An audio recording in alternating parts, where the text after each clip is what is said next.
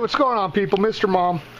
Wanted to give the reefers here a little bit of grado first thing. I wanted to show the reef just a second. I want to talk about, I'm running Kessil lights, guys, on my reef. This is exactly what I'm running right here, the Kessil A360. Quality light, guys, quality light.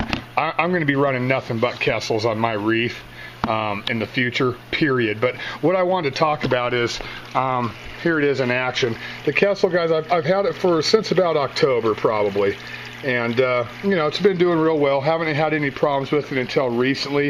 In the past, about a month or so, I've had a problem with it kind of shutting itself off. I don't know if it's overheating a little bit and, you know, maybe the fan's not working and it shut itself off, or what the deal is exactly. And then sometimes in the mornings it doesn't come on unless I do a hard reset by unplugging it and plugging it back in, which I shouldn't have to do, obviously. So, long story short, guys, called Kessil, you know, told them the problems I was having. You know, I was wondering if they were going to give me any kind of a hard time or anything about it, but of course they didn't.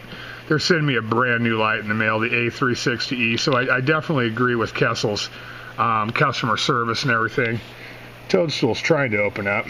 This light, I just turned this light on about 10 minutes ago, so everything's just kind of waking up this morning. But I do want to say, guys, Kessil, if you're looking for a high-end light for your reef, and if you don't already know about Kessil, most of you guys already do. I mean, it's you know, it's a well-known company.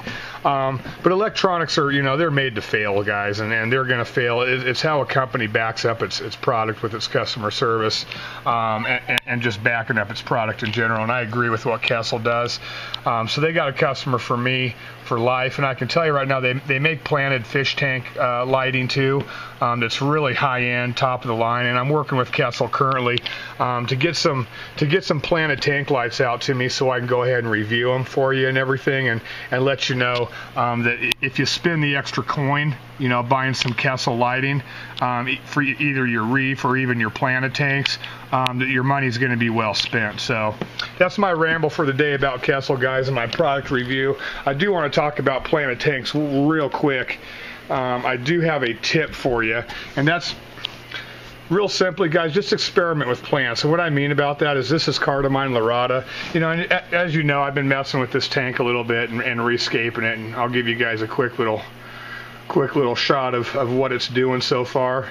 And it's not done, guys. You guys know how I aquascape in stages over time, because I'm a busy guy, and that's just the way it is. But I do agree in general with the way this tank is coming together in general. And I put this Cardamine in because I did want to use a little bit in this rock work and in front of, you know, some of these logs that I have in the front.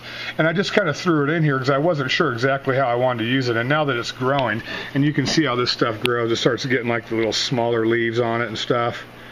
It's a great little foreground plant, guys, but I don't want to overuse it because it can dominate the scape. As you can see, when you look at this side of the scape, that's exactly what you guys see first, is the cardamom. Well, at least that's what I see first anyway.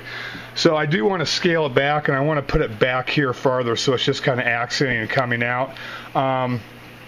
But I didn't know exactly how it was going to grow in or exactly how I was going to use it. And lots of times that's how plants are. The same with this Ludwigia SP. I threw it in there just to see how it was going to grow and how it was going to look in the tank.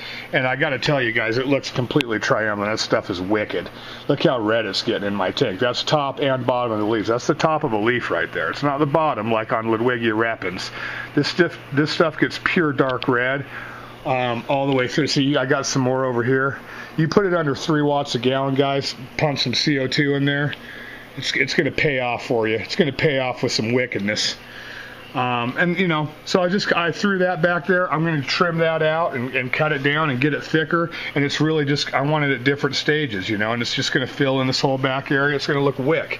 I'm going to do the same thing with cardamine. So if you're not sure what a plant's going to do, people, just throw it in there. Let it grow a little bit. And then work with it, you know, just work with it. You're not going to hurt anything. So I'm going to take this down. Next video, it'll look different. It'll look wicked.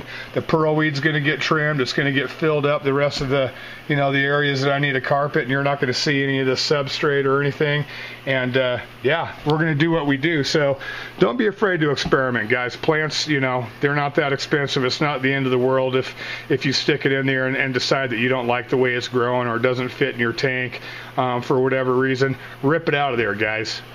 don't have any fear. So that's my rambling for the day, guys. Check out the Kessil lighting. Got a contest coming up. I'm going to roll that out in a couple weeks. I'm going to leave you hanging a little bit longer on that, but it's going to be fun. So we'll do something for you.